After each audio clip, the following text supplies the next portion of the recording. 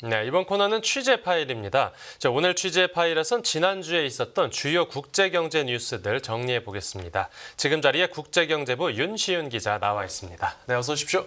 안녕하십니까. 네, 먼저 주식시장 소식부터 살펴보면 이 지난주 시장 관심이 엔비디아 실적 발표로 쏠렸습니다. 네, 그렇습니다. 지금 세상에서 가장 중요한 주식이라고 불리는 엔비디아.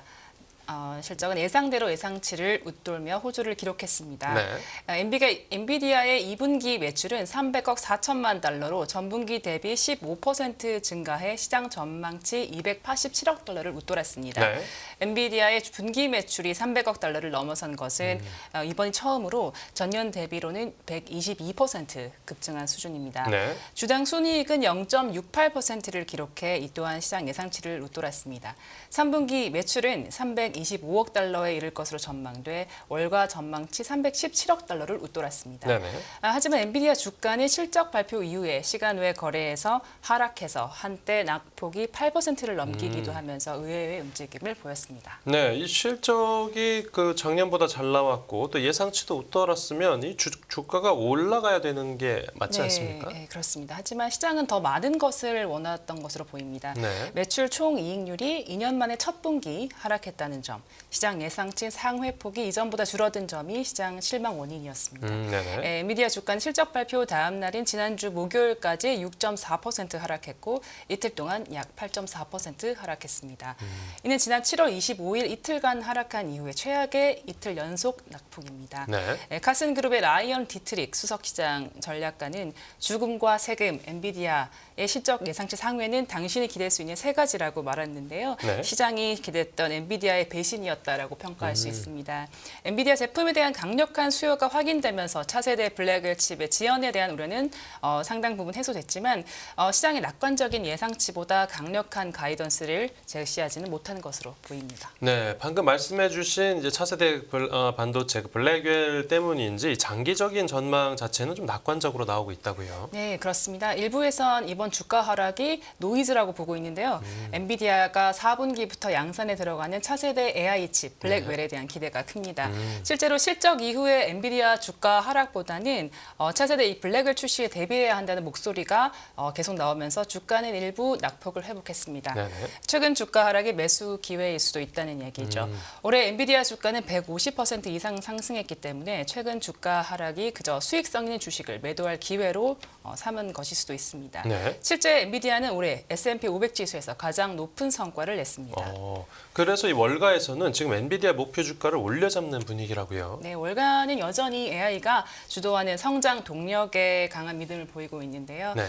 뱅크 오브 아메리카는 엔비디아 목표 주가를 150달러에서 165달러로 올렸고 주식에 대한 매수 등급을 유지했습니다. 또 모건 스탠리, JP 모건, 번스타인 등 주요 투자은행들도 줄줄이 목표 주가를 올렸고요. 네. 엔비디아 차세대 블랙웰 GPU는 AI 모델을 실행하는데 최대 4배 더 빠른 것으로 알려져 있습니다. 현재 생산 과정에서 결함이 발견돼가지고 이제 출하가 지연되더라도 엔비디아 장기 전망은 여전히 탄탄합니다. 네. 벤치마크 애널리스트 코디 아크리는 엔비디아의 주가는 단기적인 잡음을 지나치려는 신중한 투자자들에게 여전히 매력적이다 이렇게 말했습니다. 네네. 실적 발표 후에 주가는 기대에 못 미쳤지만 목표 주가는 오히려 높아지면서 낙관적인 전망은 유지되고 있습니다. 네, 이 4분기에 출시될 블랙웰 때문에 어떻게 또 실적이 앞으로 잘 나오게 될지 지켜봐야 되겠고요. 이제 엔비디아 실적에 이어서 좀 다음 이슈 보겠습니다. 이제 지난 주말에 미국 연방준비제도가 통화 정책을 결정할 때 주로 참고한다고 알려진 물가 지표가 발표됐습니다. 네, 이게 7월 개인 소비 지출인데요. PC라고 하는 이제 개인 소비 지출은 연준의 피벗이 지금 사실상 확정된 상황에서 매우 중요한 지표입니다. 네. 7월 PC는 전년 동월 대비 2.5% 상승하고 전월 대비 0.2% 상승의 대체로 예상에 부합했습니다. 전년 동기 대비로는 2.6% 상승해 2% 중반대에 머물렀고요. 네. 또 에너지와 식료품을 제외한 근원 PC 가격 지수는 전년 동월 대비 2.6% 상승해 전망치 2.7%를 밑돌았습니다. 물가가 예상치를 밑돌았는데도 이 시장은 실망한 걸로 보입니다. 네, 물가는 둔화되고 있는 것이 이제 확인이 됐는데요.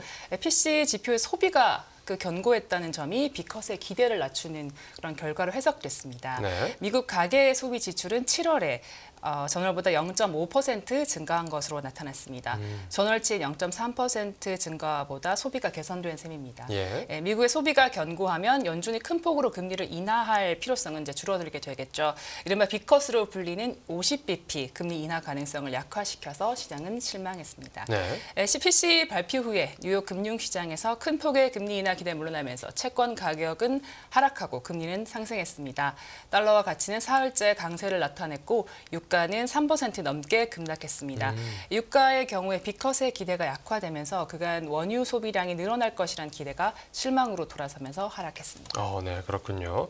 지난주 물가 지표는 이제 시장에 부합하게 나왔고 이번 주에는 어떤 경제 지표에 주목해서 봐야 되겠습니까? 네. 이번 주는 미국 노동절로 거래일수가 많지 않은데요. 네네. 고용 보고서와 중요한 그 경제 지표들이 발표돼서 변동성은 커질 수 있습니다. 먼저 가장 중요한 지표는 6일 나오는 8월 고용 보고서입니다. 네. 전문가들은 비농업 부문 고용이 16만 명 초중반대의 증가폭을 보일 것으로 보고 있습니다. 네. 실업률은 4.2%로 전월 대비 0.1%포인트 낮아질 것이라는 게 시장의 컨센서스입니다. 네. 지난 7월의 고용 쇼크가 성장에 대한 공포로 이어진 바 있어서 이번 고용 지표가 시장 예상에 부합하면 9월 미국 금리 인하폭은 25bp로 제한될 가능성이 큽니다. 네. 또 이번 주 공급관리협회의 8월 제조업 구매 관리자 지수, 서비스업 PMI, 7월 구인 이직 보고서, 그리고 8월 ADP 민간 고용도 예정돼 있습니다. 네. 또 4일에는 연준의 베이지북도 공개됩니다. 모두 오늘 17일부터 열리는 9월 연방공개시장위원회에 앞서서 시장에 중요한 신호를 줄 것으로 보입니다. 네, 아까 말씀해주신 이제 노동절은 이제 우리 시간으로 새벽에 돌아오는 미국이 휴장을 한다는 거죠. 네, 이 끝으로 채권 시장 이슈도 하나 살펴보면 장단기 금리 차가 역전됐다가 정상화가 되고 있는데 그런데도 경기 침체 우려가 계속되고 있습니다.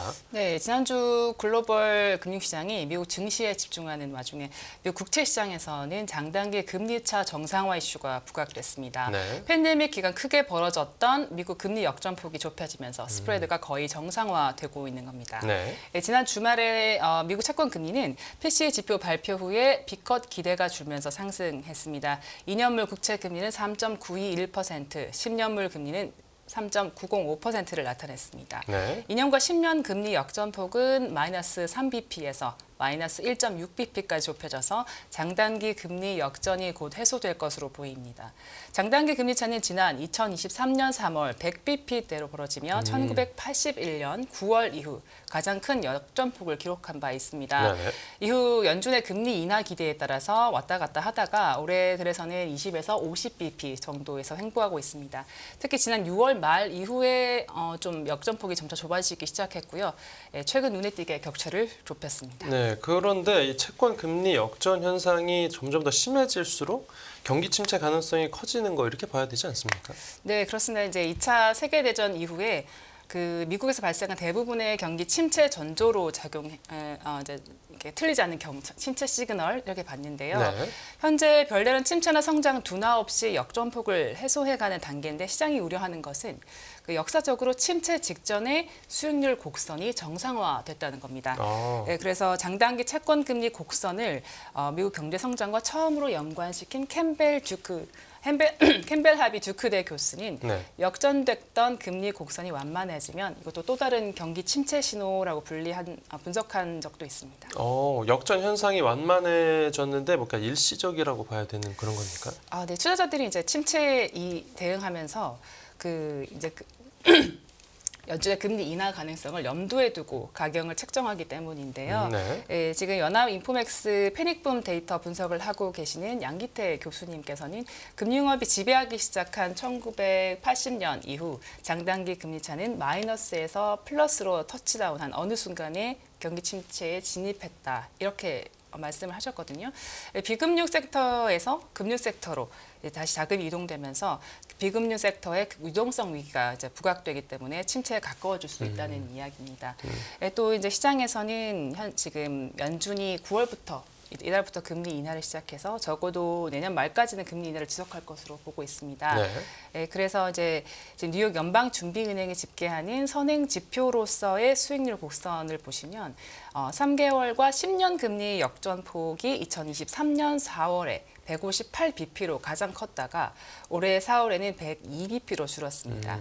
이를 바탕으로 이제 추산하는 게 향후 12개월 내 경기 침체 발생할 가능성인데요. 네네. 이게 지난해 4월에 9.22%였다가 올해 4월에는 68.06%까지 급등했습니다. 이후 점차 하락해서 내년 4월에는 54.65%로 전망되고 있습니다. 네. 네, 뭐 마지막으로 저 이제 처음 니콜라스 콜라스 대표라고 데이터 트랙 리서치 대표가 있는데 네. 뇌신에 따르면 10년물 채권 금리가 중립 금리에 대한 시장의 최선의 추측에 가깝기 때문에 연준이 정책 금리를 이 수준 이상으로 유지할 때마다 미국 경제는 위축된다 이렇게 말했거든요. 이것이 사실이라면 미국은 지금 침체가 임박했다. 이렇게 말했습니다. 장단기 금리 역전 추이가 그래서 앞으로도 시장 주요 관심사가 될 것으로 보입니다. 네, 알겠습니다. 앞으로 실제로 나오는 경제 지표하고 또 이번 달에 있을 기준금리 결정 회의까지 잘 지켜봐야 네, 되겠습니다. 그렇습니다. 네, 오늘 취재 파일은 여기서 마무리하겠습니다. 잘 들었습니다. 네, 감사합니다.